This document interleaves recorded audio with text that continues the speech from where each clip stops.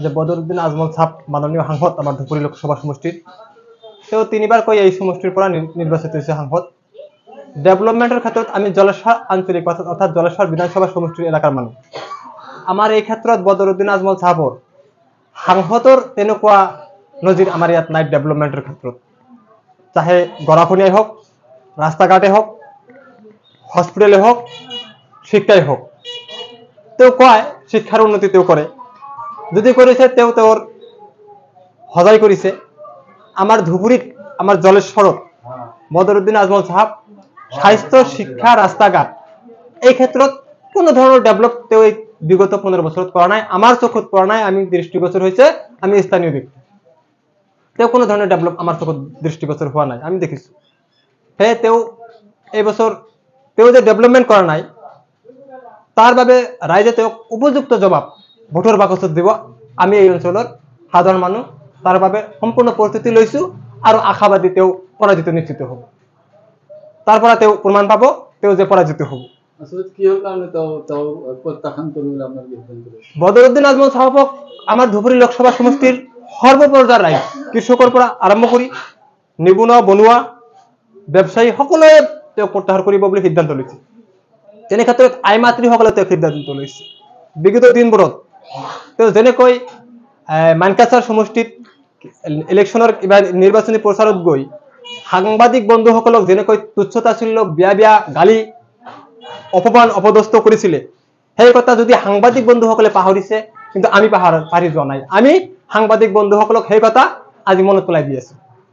সেইকাৰণে সাংবাদিক বন্ধুসকলৰ নিৰপেক্ষ দৃষ্টি, নিৰপেক্ষ বাতৰি, কিন্তু সাংবাদিক বন্ধুসকলৰ ঘৰখনৰ ভোট বদৰুদ্দিন আজমল নাপাব, সেই ক্ষেত্ৰত আমি দাবী, আমি আশাবাদী সাংবাদিক বন্ধুসকলৰ পৰিয়ালৰ ভোট বদৰুদ্দিন আজমল নাপাব নিশ্চিত। এই ক্ষেত্ৰত তেনে ক্ষেত্ৰত আমাৰ নিচিনা সম যুৱক বন্ধুসকলে বদৰুদ্দিন আজমলক ভোট নিদিয়ে। কাৰণ তেওঁ বিগত দিনত মুছলমানৰ যুৱক উদ্দেশ্য কৰি কৈছিলে চোৰ ডকাত বেছি বেছি। সেই কথাত আমাক আঘাত কৰিছে। বদৰুদ্দিন আজমলক আমি ভোট নিদিওঁ যুৱকে, কাৰণ তেওঁ আমাক টাৰ্গেট কৰি, তুচ্ছতাচ্ছিল্য কৰি আমাক অপমান, অপদস্থ কৰিছে। তেওঁ ছোৱালী, যুৱক যুৱতীৰ ক্ষেত্ৰতো এনেকৈ কৈছিলে। আই মাতৃসকলকে বিভিন্ন সময়ত তেওঁ অপমান কৰি আহিছে। বদৰুদ্দিন আজমলক এনেবোৰ কাৰণত এই সাংবাদিক বন্ধুসকলক অপমান কৰা, আই মাতৃসকলক তুচ্ছতাচ্ছিল্য কৰি কোৱা কথা, তেওঁৰ আনডেভেলপৰ ৰাজনীতি, কেৱল মাত্ৰ প্ৰতিশ্ৰুতি দিয়ে। বদৰুদ্দিন আজমলে দিব প্ৰতিশ্ৰুতি পুৰা কৰিব লাগে কংগ্ৰেছে। আজিও বিভিন্ন গাঁৱত এপ্ৰিকটত মানুহ দৌৰি আছে, ডিবট লৈ দৌৰি আছে, নিজৰ টকা দি, নিজৰ গাঁঠিৰ ধনেৰে মানুহ দৌৰি দৌৰি ডিবট ঠিক কৰিব লগা হৈছে। আজি মানুহে ডিবট ঠিক কৰিবলৈ কত দৌৰি আছে। বদৰুদ্দিন আজমলেৰ প্ৰতিশ্ৰুতি আছিল গোটেই ডিবটৰ সমস্যাটো তেওঁ সমাধান কৰিব বুলি তেওঁ প্ৰতিশ্ৰুতি দিছিলে। এই ক্ষেত্ৰত সাংবাদিক বন্ধুসকলে আমাতকৈ বেছি অৱগত। আজি সেই ক্ষেত্ৰত তেওঁ প্ৰতিশ্ৰুতি ঠিক কৰিব পৰা নাই। শেষ মুহূৰ্তত বদৰুদ্দিন আজমল সাহেব যোৱা কিছুদিন আগত তেওঁৰ গাত নিকা কৰাৰ শক্তি এতিয়াও আছে বুলি তেওঁ ডাঠকৈ কৈছে, বহুত ডাঠকৈ কৈছে। এই কথালৈ মাননীয় মুখ্যমন্ত্ৰীয়েও এই কথাত মন্তব্য কৰিছে। আমাৰ সভ্য সমাজৰ পৰা আঁতৰি গৈ এজন সাংসদে এনেকুৱা কথা বতৰা কব, সমাজখন অসুস্থৰ পৰা সুস্থ সমাজক অসুস্থ কৰি তোলা, এনেবোৰ চিন্তাধাৰাৰ মানুহক আমাৰ মানুহে ভোট নিদিয়ে। তেওঁ ক'ব পাৰিলে হয় যে মোৰ গাত এনেকুৱা শক্তি আছে, মই খোজকাঢ়ি মছজিদত গৈ নামাজ আদায় কৰিব পাৰো, আকৌ খোজকাঢ়ি ঘৰলৈ উভতি আহিব পাৰো, মোৰ গাত ইমানেই শক্তি আছে। এইটো সভ্য সমাজৰ কথা।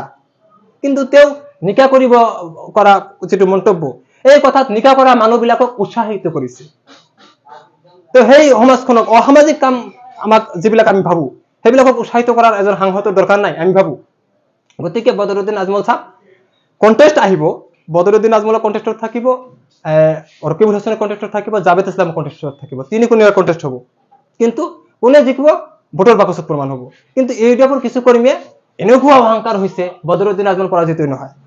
যেনেবা হিটলাৰৰ অহংকাৰ হৈছিলে তেওঁ জীৱনত পৰাজিত নহয়, যেনেকুৱা ফ্ৰাউনৰ অহংকাৰ হৈছিলে তেওঁ জীৱনত পৰাজিত নহয়। ৰাজনীতিত এনেকুৱা অহংকাৰ হ'ব নালাগে। ৰাজনীতিত হেৰা জিকা আছে, জয় পৰাজয় আছে। আমি তেনে ক্ষেত্ৰত এজন সাধাৰণ মানুহ হিচাপে, এজন সাধাৰণ কংগ্ৰেছৰ প্ৰেমী হিচাপে আমি আশাবাদী বদৰুদ্দিন আজমল সাহেব তেওঁ পৰাজিত হ'ব। ভোটৰ বাকচত সেইটো প্ৰমাণ হ'ব, ৰাইজে ভোট দিব। আমি ব্যক্তিগত আমি সেইটো ক্ষেত্ৰত একো নকওঁ। ধন্যবাদ।